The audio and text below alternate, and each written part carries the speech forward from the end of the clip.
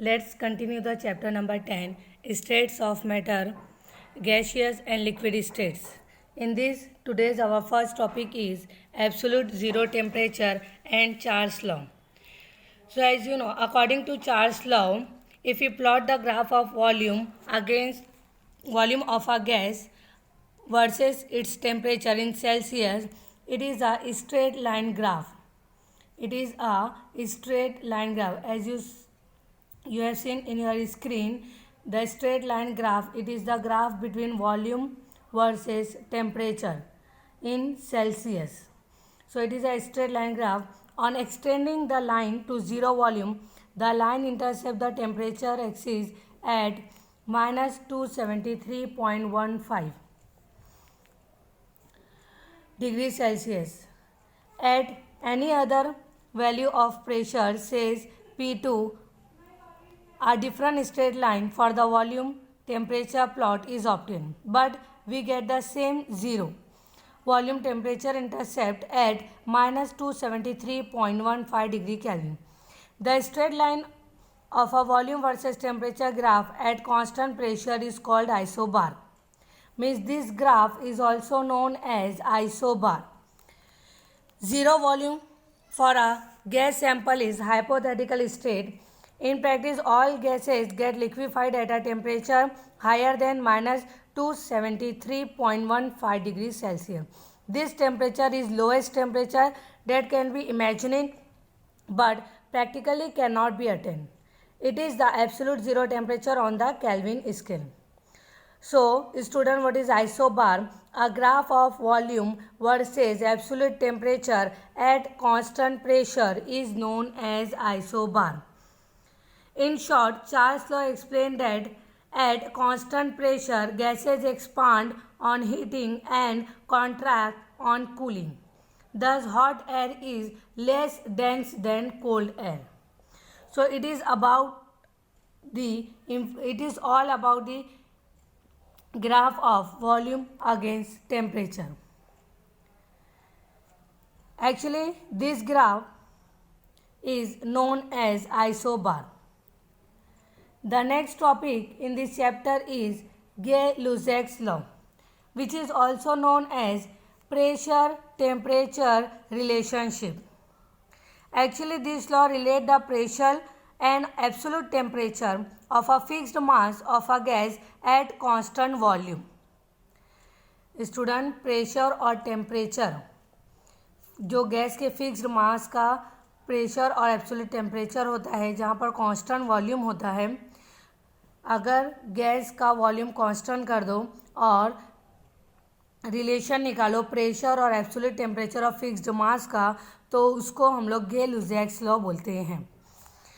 Statement क्या होगा? At constant volume pressure means P of a fixed amount of a gas is directly proportional to its absolute temperature T.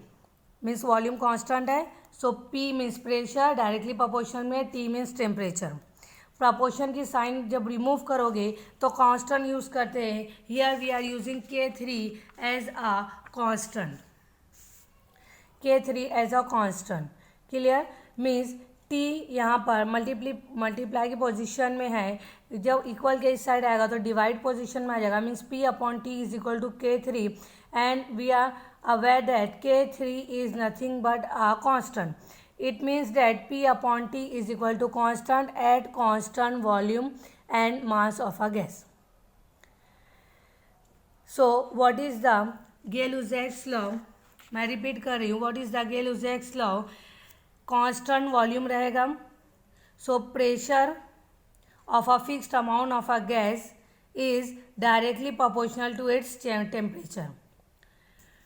Graphical representation देखेंगे law का.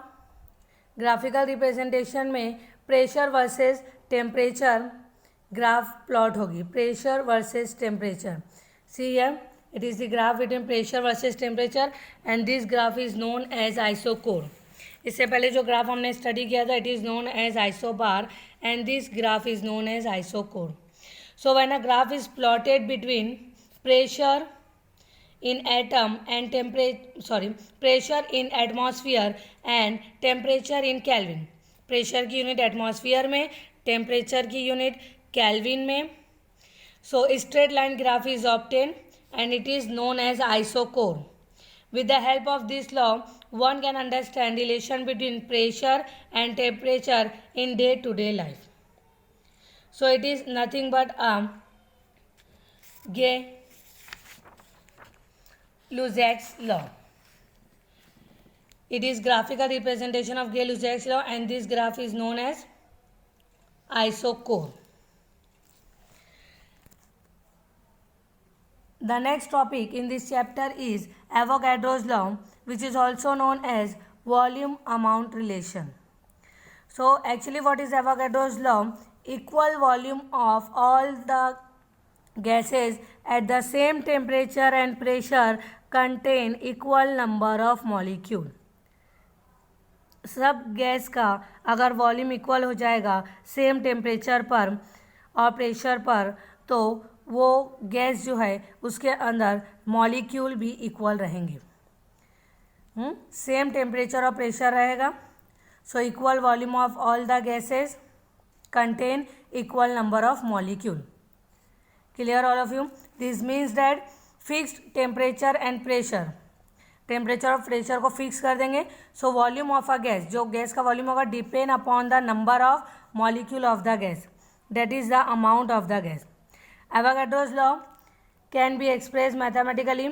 V is directly proportional to N when N is the number of mole of the gas and V is the volume.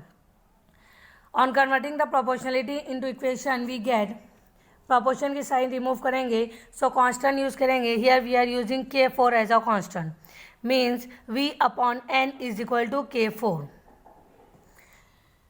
V upon N is equal to K4. At the volume of a gas is directly proportional to number of mole.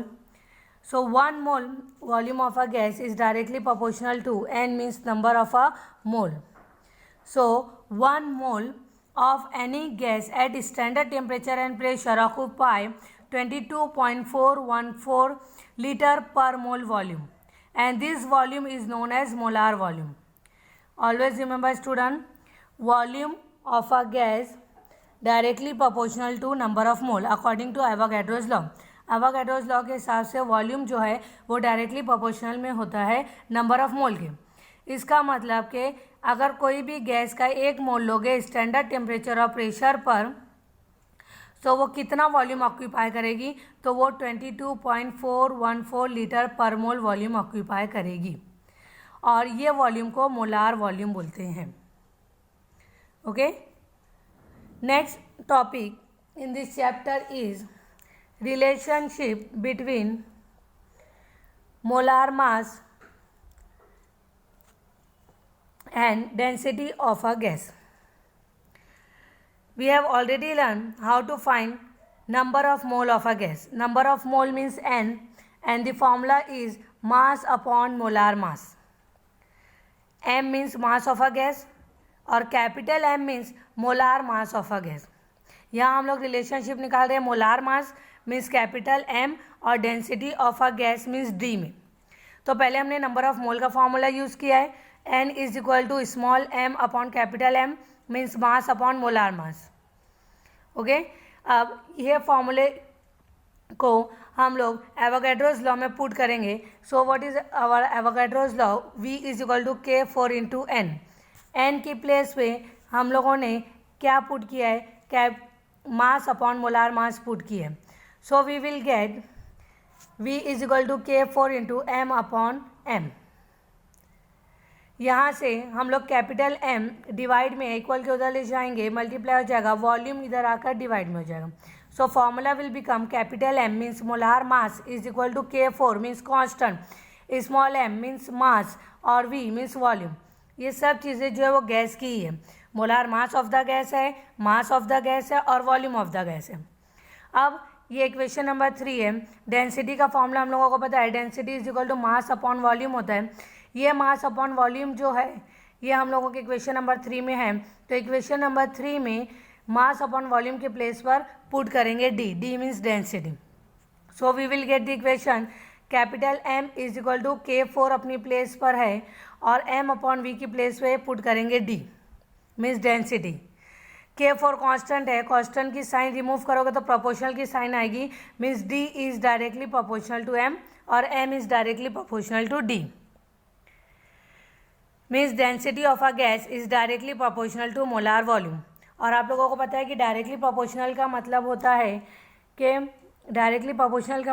है अगर आप D बढ़ाओगे तो साथ में M भी बढ़ेगा और M बढ़ाओगे तो D भी बढ़ेगा। Clear all of you? Now next topic in this chapter is ideal gas equation. The derivation of ideal gas equation. We know that 3 laws, Boyle's law, Charles law, Avogadro's law. तो ये तीनों laws को हम लोग combine करेंगे। हमको derivation करना है for ideal gas equation. Ideal gas equation के लिए डेरिवेशन निकालना है तो हम लोग तीनों लॉ को कंबाइन करेंगे। तीनों लॉ को जब कंबाइन करेंगे so first at constant temperature and number of mole volume is inversely proportional to pressure, ये बॉयल्स लॉ है। At constant pressure and number of mole volume is directly proportional to temperature, ये Charles law है। At constant pressure and temperature volume is directly proportional to number of mole, ये Avogadro's law है। ये तीनों laws को combine करेंगे so we will get V जो है तीनों में कॉमन है, so V is directly proportional to T N and inversely proportional to P। Student हम लोग डेरिवेशन कर रहे हैं फॉर आइडियल गैस इक्वेशन। हम लोगों ने boys law, Charles law, Avogadro's law को कंबाइन किया है। सो हमारा कंक्लूजन ये निकला है कि V is directly proportional to N T and inversely proportional to P।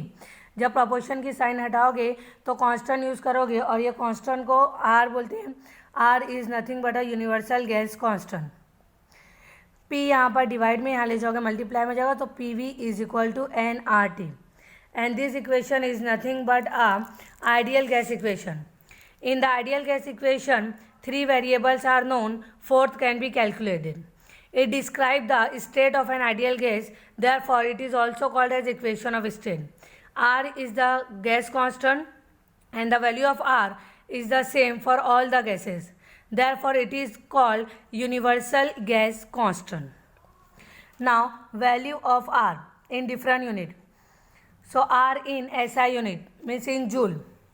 Formula of R is equal to PV upon NT. यहाँ से find out करेंगे PV is equal to nRT। R अपनी प्लेस पे, so formula of R is equal to PV upon NT। Pressure की value put करेंगे, volume की value put करेंगे, ये सारी वैल्यू जो है वो स्टैंडर्ड टेम्परेचर और प्रेशर पर है। ये SI यूनिट में यूज़ होगी सारी प्रेशर।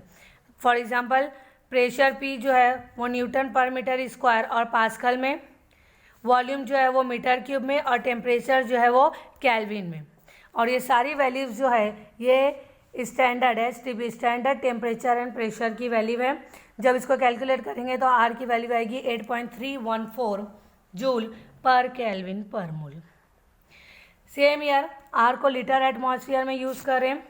सो जब R को लीटर एटमॉस्फेयर में यूज़ करेंगे तो प्रेशर को एटमॉस्फेयर में शो करेंगे। देखो स्टूडेंट, जब R को SI यूनिट में यूज़ कर रहे थे जूल में, हाँ, तो वहाँ पर प्रेशर को न्यूटन पर मीटर स्क्वायर और पास्कल में और वॉल्यूम को मीटर क्यूब में और टेम्परेचर को केल्विन में यूज़ कर रहे थे। अब R को लीटर एटमॉस्फेयर में यूज़ कर रहे हैं। सो प्रेशर को P में, P प्रेशर को एटमॉस्फेयर में, वॉल्यूम को लीटर में और डेसीमीटर क्यूब में और टेम्परेचर को केल्विन में यूज़ करेंगे और उसकी वैल्यू पुट करेंगे। So we will get the value of R 0.0821 litre atmosphere per kelvin per mole और 0.0821 decimetre cube atmosphere per kelvin per mole. Third, calories. R को कैलोरीज में यूज़ करेंगे। We know that 1 calorie is equal to 4.184 joule, means R is equal to 8.314 upon 4.184. So in calorie we will get the answer 1.987 which is equal to 2 calorie per Kelvin per mole. These are the 3 ways, 3 तरीके से हम R की value find out कर सकते हैं। Now next topic in this chapter is expression for molar mass. We know that ideal gas equation can be used to determine the molar mass. Molar mass means capital M. So ideal gas can be used to determine the molar mass of a compound. We have the formula for the ideal gas equation. PV is equal to nRT. Rearranging the formula, we will get N is equal to PV upon RT. And we know that N means number of mole और number of mole का formula होता है mass upon molar mass. So N की place पर mass upon molar mass put करेंगे. So we will get the formula M upon capital M is equal to PV upon RT. यहाँ से capital M का formula find out करेंगे. So we will get M is equal to MRT upon PV. Means M जो है उसको यहाँ लेकर आ जाओगे. सो PV जो मल्टीप्लाई में वो डिवाइड में चला जाएगा, RT जो डिवाइड में वो मल्टीप्लाई में चला जाएगा. So we will get the formula of molar mass M is equal to means capital M is equal to small m RT upon PV. Capital M means molar mass of a gas, small m means mass of a gas, R means universal gas constant, T temperature, P pressure and V volume. The next topic in this chapter is combined gas law. We know that ideal gas equation PV is equal to nRT means PV upon T is equal to nR. Rearranging the equation. Here nR is equal to constant. So we will get PV upon T. अलग अलग gases के लिए use करोगे, बहुत सारी gases है. So first gas के लिए P1 V1 upon T1, another के लिए P2 V2 upon T2, third के लिए P3 V3 अपॉन T3. ऐसे डिफरेंट गैसेस के लिए यूज़ करेंगे, लेकिन सब जो है वो किसके इक्वल होंगे? NR के इक्वल होंगे. मीन्स सब जो है वो कांस्टेंट के इक्वल होंगे. सो ये जो गैस आइडियल गैस इक्वेशन है उसको हम लोग यूज़ कर सकते हैं in the form is called combined gas law. We have to assume a gas under two different set. यहाँ पर हम लोगों ने अज्यूम किया बेटा कि two different set of condition में, जहाँ पे प्रेशर, वॉल्यूम और टेम्परेचर जो है उसको हम लोगों ने अलग अलग स्टेट में लिखा है. मीन्स P1 V1 T1 और दूसरी के लिए P2 V2 और T2. लेकिन सब जो है वो किसके इक्वल होंगे? कांस्टेंट के इक्वल होंगे. So it is a combined gas law.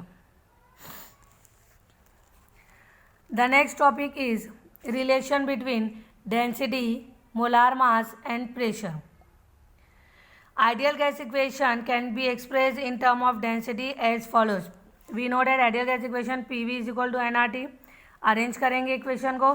So we will get N upon V is equal to P upon RT. And we know that same number of mole जो है उसका formula होता है mass upon molar mass.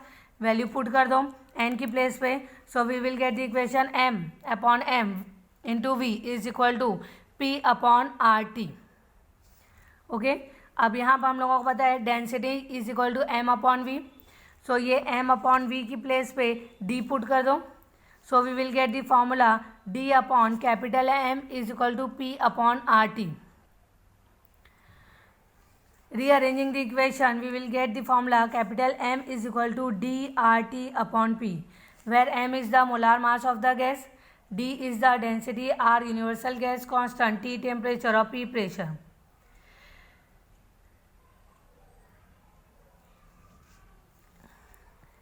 This is the formula for relationship between density, molar mass and pressure. Now see here, this formula D upon M is equal to P upon RT. This formula can be stated in term of density. ये फॉर्मूले से हम लोग Boyle's law को density के terms में explain कर सकते हैं. For example, at constant temperature pressure of a given mass of a gas is directly proportional to its density. ये फॉर्मूले का यूज़ करके हम लोग बॉयस लॉ को स्टेट्स कर सकते हैं डेंसिटी के फॉर्म में. Eight constant temperature and pressure of a mass of a gas, at constant temperature pressure of a given mass of a gas is directly proportional to density. Pressure of a given mass of a gas directly proportional to density. So these are the topics. I hope you understand all these topics. These are the simple topic. In the next lecture, we will see the another derivation from this chapter. Thank you so much.